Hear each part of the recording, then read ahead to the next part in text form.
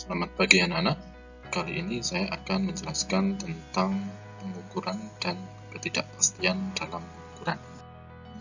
Untuk mengingat kembali konsep pengukuran, mari kita perhatikan ilustrasi berikut. Seorang murid mengukur panjang meja dengan mistar.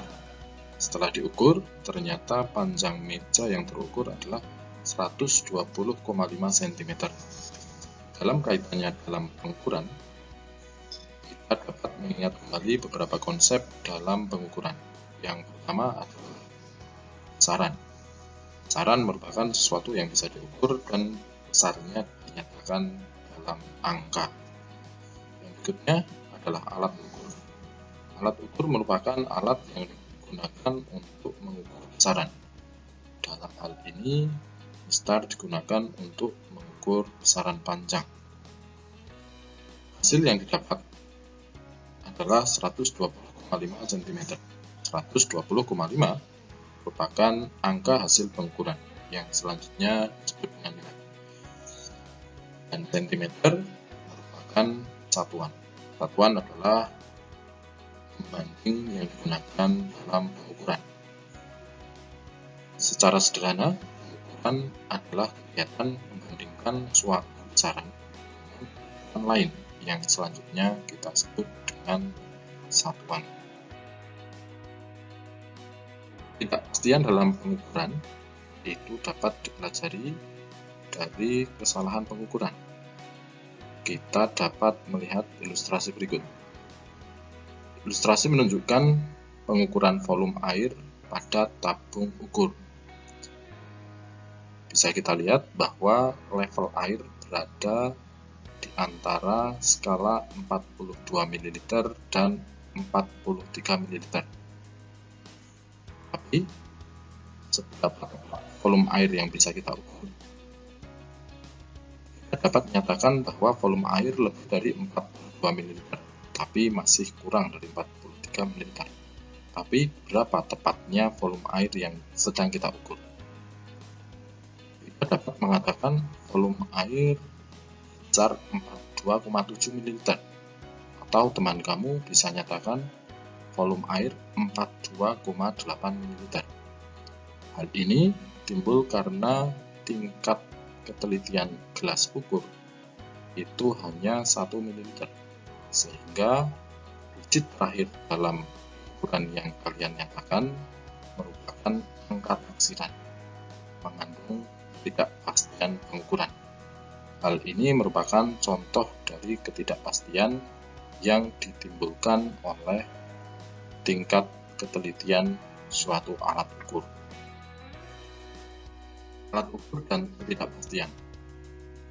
Yang pertama, alat ukur panjang mistar atau garis. Kita bisa lihat jarak antara dua garis yang berdekatan adalah 1 ml. Kita katakan bahwa skala terkecil yang dimiliki oleh mistar adalah 1 ml. Ketidakpastian dalam alat ukur merupakan setengah dari skala terkecil, dan dapat dikatakan bahwa ketidakpastian pada mistar adalah setengah dari 1 mm, yang artinya 0,5 ml. Berikutnya adalah jangka sorong. Kita lihat bahwa skala terkecil dalam jangka sorong pada gambar adalah 0,05 mm, sehingga kepastiannya bisa kita hitung setengah dari skala terkecil, 0,025 mm. Yang ketiga, mikrometer scope. Biasanya skala terkecil sudah ditampilkan dalam alat, atau kita bisa melihat dari jarak antara dua garis pada skala nonius atau skala kecil. Skala terkecilnya adalah 0,01 mm, dan nilai ketidakpastian setengah dari skala terkecil tersebut, sehingga bisa kita hitung ketidakpastian pada mikrometer scope adalah 0,005 mm. Yang selanjutnya, alat ukur massa raca 3 lengan. Bisa kita lihat skala kecil pada lengan paling teliti adalah 0,1 gram, sehingga ketidakpastiannya kita hitung setengah kali 0,1 gram, sehingga menghasilkan nilai 0,05 gram. Yang berikutnya, alat ukur waktu stopwatch. Kalian bisa cek di skala terkecil di antara 5 dengan 6 itu ada 5 skala, dan jarak antara satu garis dengan garis yang lain mewakili 0,2 skon, sehingga ketidakpastian kita hitung dari setengah kali 0,2 skon menghasilkan ketidakpastian atau ralat dari stopwatch adalah 0,1 skon. Ketidakpastian dalam pengukuran disebabkan oleh kesalahan pengukuran. Kesalahan pengukuran dapat menyebabkan penyimpangan nilai yang terukur dari nilai yang seharusnya kita dapatkan. Sumber kesalahan pengukuran ada 3 macam, yaitu yang pertama adalah kesalahan umum, yang kedua adalah kesalahan acak, dan yang ketiga adalah kesalahan sistematis. Yang pertama, kesalahan umum. Kesalahan umum merupakan kesalahan yang umum kita dapat dalam pengukuran. Misalkan kesalahan yang didapat dari keterbatasan pengamat dalam menggunakan alat ukur, atau kekurang keterampilan kita dalam memakai alat tersebut. Kesalahan umum juga dapat ditimbulkan oleh keterbatasan yang dimiliki oleh ketelitian alat. Jenis kesalahan yang berikutnya adalah kesalahan acak atau random error. Random error disebabkan oleh fluktuasi pada pengukuran, seperti naik turunnya tegangan listrik, landasan yang bergetar, atau efek ground pada udara. Kesalahan acak menyebabkan simpangan yang tidak dapat diprediksi, dapat menambah nilai ukur atau mengurangi nilai ukur. Kesalahan acak tidak dapat dihilangkan. Kesalahan ini hanya bisa dikurangi dengan mengambil nilai rata dari beberapa hasil pengukuran yang dilakukan secara berulang. Jenis ketiga adalah kesalahan sistematis. Kesalahan sistematis menyebabkan kumpulan bacaan hasil ukur yang terkumpul secara konsisten, tapi memiliki nilai yang cukup berbeda dari hasil yang sesungguhnya. Kesalahan sistematis dapat diprediksi dan dapat dihilangkan. Jenis-jenis kesalahan sistematis antara lain, yang pertama adalah kesalahan kalibrasi. Kesalahan ini muncul saat pembubuhan atau penetapan nilai pada skala alat ukur, sehingga alat ukur menghasilkan nilai yang tidak sama dengan yang harusnya terukur. Yang berikutnya adalah kesalahan titik nol. Kesalahan titik nol itu diakibatkan oleh tidak berimpitnya jarum nol dengan nilai yang seharusnya. Jenis yang berikutnya adalah kesalahan komponen lain. Kesalahan komponen lain diakibatkan oleh melemahnya atau berkurangnya performa dari komponen pada alat ukur.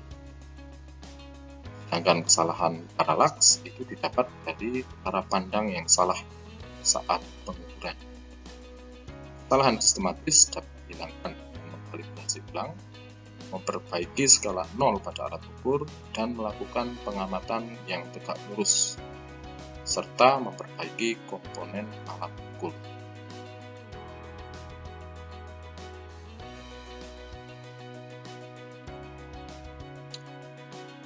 Keakuratan dan ketelitian. Dalam pengukuran ada konsep dan teliti. Pengukuran dikatakan akurat atau tepat jika nilai rata-ratanya mendekati sama dengan nilai sebenarnya dari besaran yang kita ukur. Sedangkan pengukuran dapat dikatakan teliti atau pasti jika ralatnya kecil, yakni ketidakpastiannya kecil.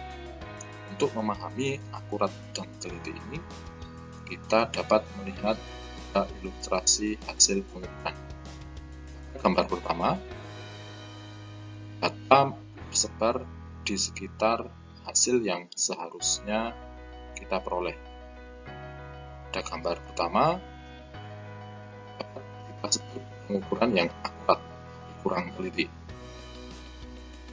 Pada ilustrasi kedua, data yang kita dapatkan sudah cukup baik terkumpul, tapi nilainya jauh dari nilai rata-rata atau jauh dari hasil ukur yang kita amati.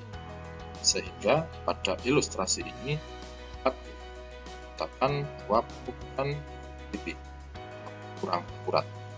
Dan pada ilustrasi gambar ketiga merupakan hasil pengukuran yang